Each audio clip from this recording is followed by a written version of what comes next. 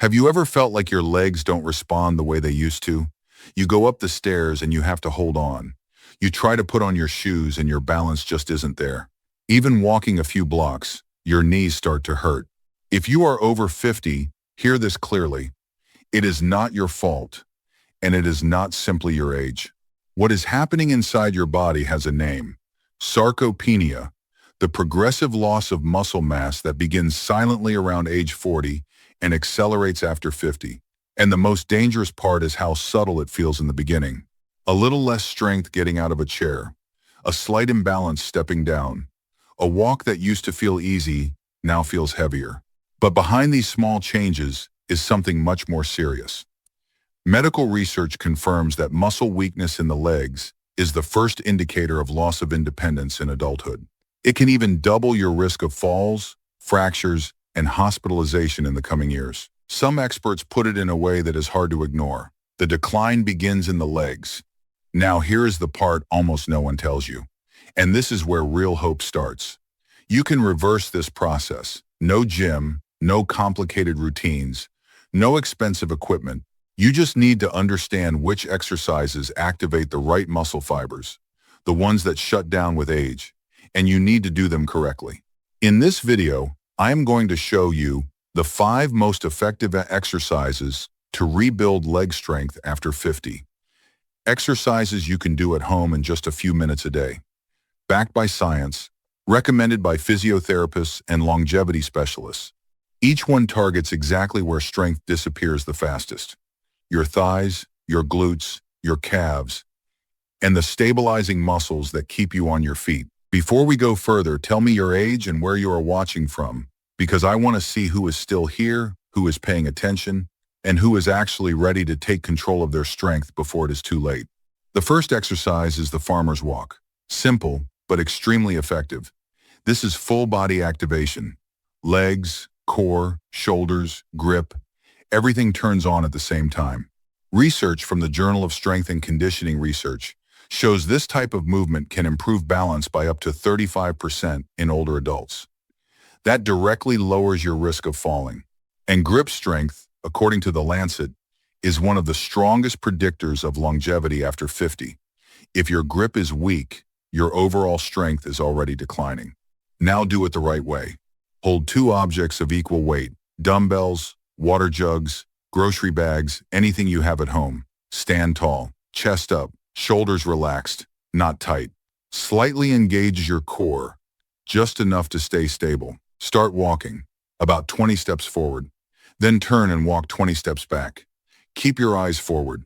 Your body should not lean side to side. If you feel yourself tilting, the weight is too heavy or you are losing control. Your steps should be slow and firm, not fast, not sloppy, every step controlled. That is where the benefit is. If you are just starting, do 1 to 2 rounds. Rest about 30 to 60 seconds between rounds. As you get stronger, increase the distance or the weight, but never sacrifice posture. You should feel your core working, your legs engaged, and your grip getting tired. That is a good sign. Do this consistently, and within a few weeks, your balance will feel more stable, your posture more upright, and your confidence when walking will start to come back. The second exercise is heel raises. This one is simple, but most people underestimate it. Your calf muscles act like a second heart. Every time they contract, they push blood from your legs back up to your heart. When they get weak, circulation slows down. That is when you start feeling heavy legs, swelling, even dizziness when you stand up. Research published in the Journal of Applied Physiology shows that strengthening your calves can improve blood flow by up to 30%. That means better circulation, less swelling, and more energy in your legs. And studies also show this can reduce the risk of falls by up to 35% in older adults.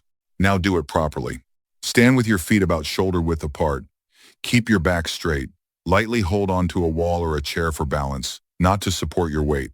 Slowly lift your heels off the ground until you are standing on the balls of your feet.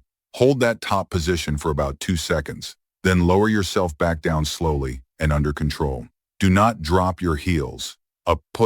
Keep your knees straight but not locked. Do not bounce. Do not rush. The movement should be smooth and controlled the entire time. Start with 2 sets of 10 repetitions. Rest about 60 seconds between sets. As you get stronger, move to 3 sets of 15. You can also progress by doing one leg at a time, which forces your balance and stability to work much harder.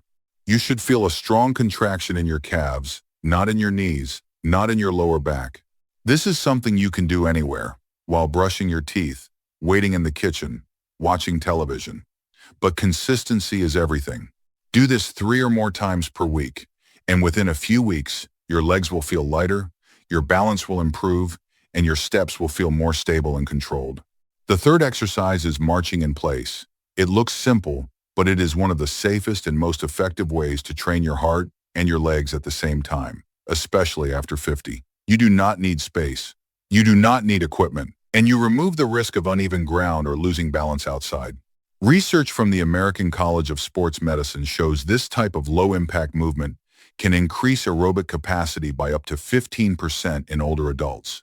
That means better endurance, smoother breathing, and a stronger heart. Done consistently, it can burn around 200 to 300 calories in 30 minutes, depending on your pace. It also directly supports blood sugar control. Studies show this kind of rhythmic movement improves insulin sensitivity and helps your body use glucose more efficiently. That reduces the risk of type 2 diabetes and keeps your energy stable. Now do it step by step. Stand upright with your feet about hip-width apart. Keep your back straight, chest lifted, shoulders relaxed. Lightly engage your core so your body stays stable. Lift one knee up to about hip height, not too low, not exaggerated. Then lower it back down under control and switch to the other leg. You are simulating walking, but without moving forward. Let your arms move naturally, opposite arm to opposite leg. This improves coordination and increases overall effort. Keep your head up and eyes forward. Do not look down at your feet. Do not lean backward or forward. Your body should stay tall and steady the entire time. Start with intervals of about 30 seconds to 1 minute. Rest for 30 to 60 seconds. Repeat for 3 to 4 rounds. As you improve, increase your time to 10 or even 15 minutes total.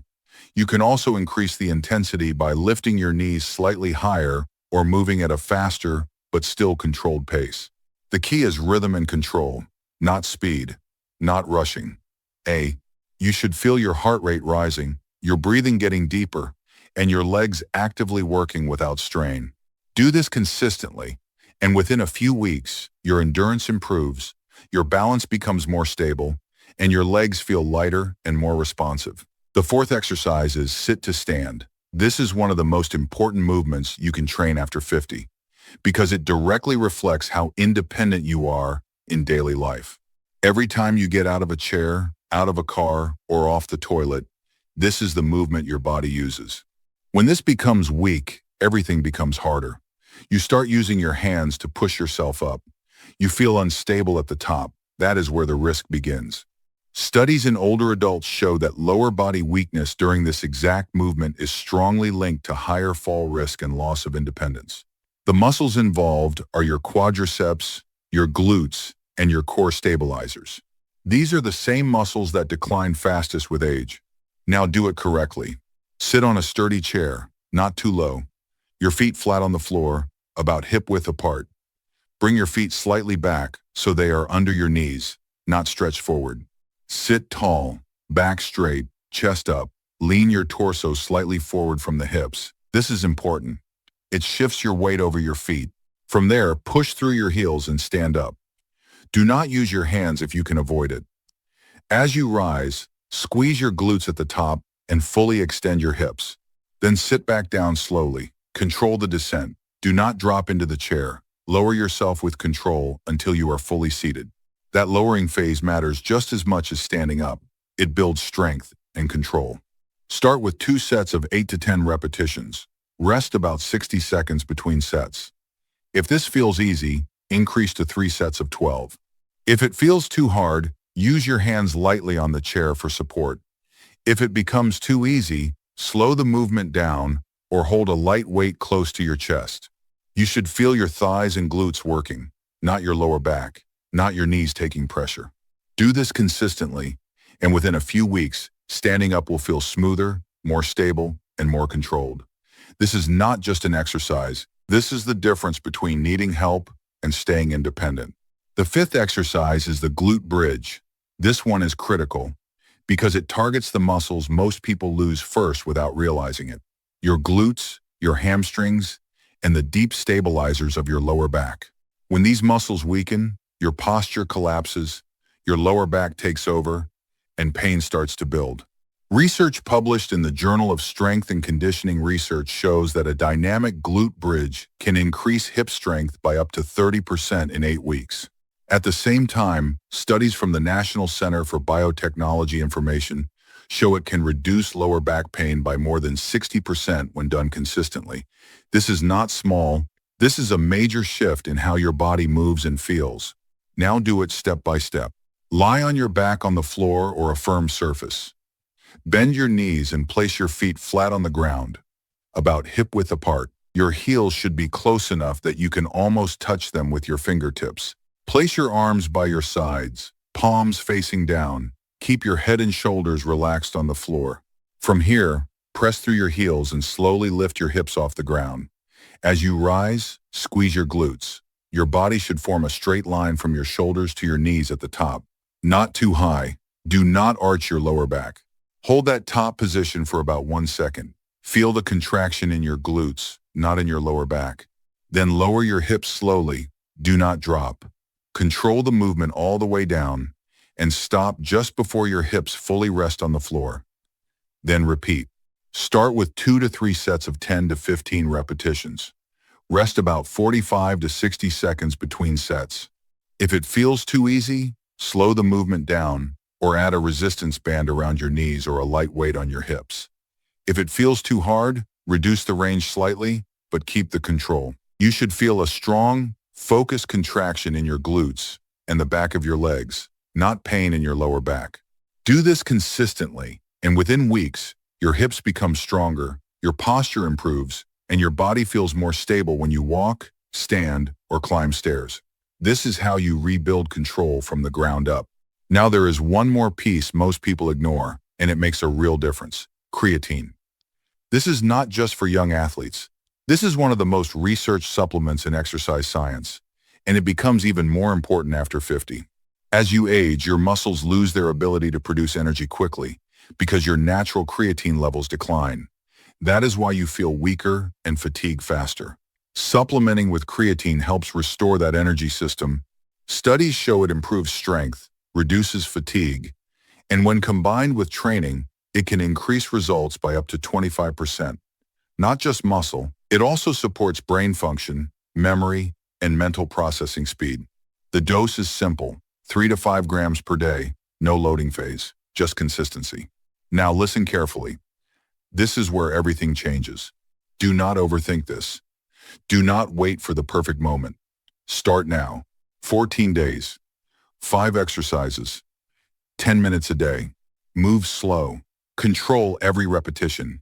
That is where the real strength comes from. You do not need more time. You need intention. If you are serious about taking your strength back, prove it. Comment "I'm in for 14 days." It is not your age that is making you weak.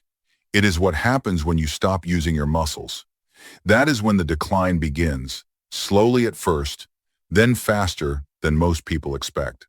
After 50, your body loses muscle mass every year if you do nothing.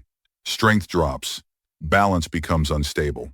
And this is exactly when the risk of falls, fractures, and loss of independence starts to rise. But here is the part most people get wrong. This is not permanent. Your body is still highly adaptable, even in your 60s, 70s, beyond. The moment you start moving with purpose, your body responds. Muscle fibers reactivate, blood flow improves, your nervous system reconnects with your muscles. That is why within just a few weeks, people feel more stable, more confident, and more in control of their movement. You do not need perfect conditions. You do not need more time. You need consistency. A few minutes a day, done correctly, is enough to trigger real change. So now this comes down to a decision. If you are serious about rebuilding your strength, not just watching but actually doing something about it, say it out loud. Comment "I'm in for 14 days" and include your age and where you are watching from. Make that commitment visible. And if this opened your eyes to what is really happening inside your body, take 1 second, hit like, subscribe, and stay connected. Because what you do next will decide how strong, how stable, and how independent you stay in the years ahead.